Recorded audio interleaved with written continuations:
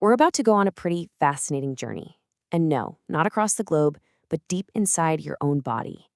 In this explainer, we're going to explore the absolutely remarkable changes that happen during a 48-hour fast. So let's just dive right in. So, what really goes down when you press pause on eating for 2 whole days? I'll tell you, it is so much more than just feeling hungry. Your body kicks into gear, firing up these incredible ancient survival mechanisms. And we're going to break that whole process down pretty much hour by hour. Okay, so the clock starts ticking the moment you finish your last meal. And for these first 12 hours or so, things feel, well, pretty normal. Your body's just running on the fuel it recently got. But behind the scenes, a really critical countdown has already begun, leading to a major metabolic switch. Think of this timeline as our roadmap for the whole journey. We're going to start in what's called the absorption phase. Then we'll move into that crucial fuel switch, and we'll finish up in a state of deep ketosis. It's our entire game plan, laid out right here. So, in this first phase, your body's just doing what it does best. It's using the easiest fuel it can find. First, it burns through the glucose. That's just sugar, right? From your food. As that gets used up, your blood sugar goes down, and your body's like, okay, less insulin needed. Then it turns to its pantry and starts tapping into glycogen, which is basically just stored carbs in your liver and muscles.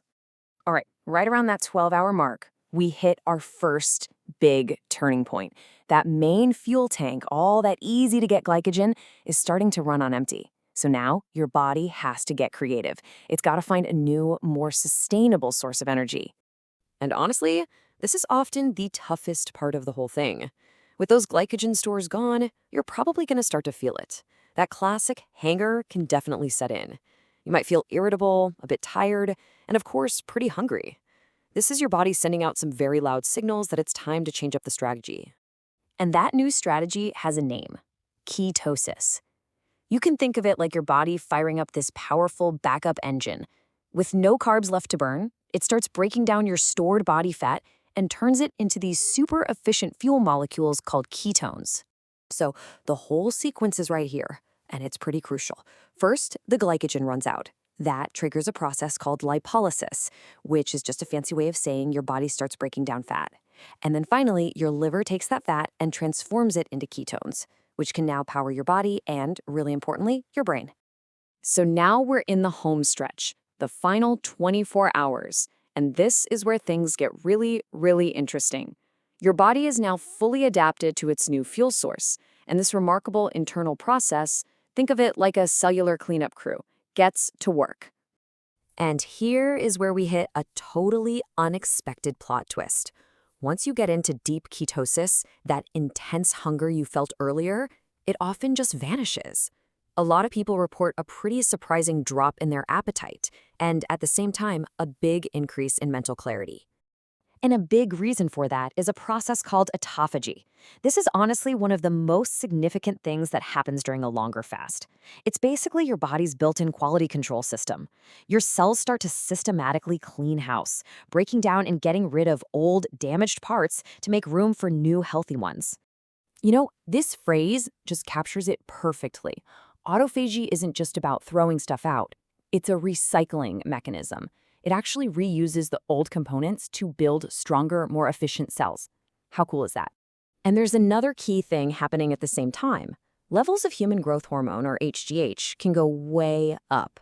And this is super important because HGH plays a huge role in protecting your lean muscle mass even when you're not taking in any protein. Okay, so we've seen all the amazing stuff happening inside, but what does this whole thing actually feel like? Let's do a little reality check and look at the potential physical sensations, both the good and, the not so good. This really sums up the strange paradox of fasting. On the one hand, a lot of people report this feeling of sharp mental clarity, like a fog has lifted. But on the other hand, you might feel physically weak or just plain tired. It's a true tale of two states, a clear mind in a tired body. Yeah, you should also be ready for some common side effects. That hunger, it often comes in waves. It can feel really intense for a few minutes and then just completely disappear. You might get some headaches or dizziness, which is often just from dehydration. And you might feel a bit cold, which makes sense since that heat-generating process of digestion isn't happening. Now, before we wrap up, we absolutely have to cover the most important part of this entire conversation: safety. Look, while this whole process is remarkable, a long fast is a serious thing, and you have to approach it with caution and respect for your body.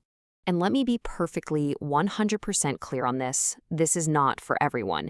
If you're pregnant, if you're a minor, if you have diabetes, or if you have any history of eating disorders, you should not try a fast like this without strict medical supervision. Seriously, there are no exceptions to this. Now, for anyone who is thinking about a fast, the golden rule is completely non-negotiable. You have to stay hydrated. And that means drinking plenty of water, but it also means replenishing your electrolytes. We're talking salt, potassium, and magnesium. This is so crucial for keeping your nerves and muscles working right, and it can help prevent a lot of those side effects like dizziness. So after this incredible 48-hour journey, from switching your body's entire fuel source to cleaning house at a cellular level, we're kind of left with this really powerful question. When we just step aside and let our body's ancient wisdom take the wheel, are we witnessing the ultimate biological reset? It's definitely something to think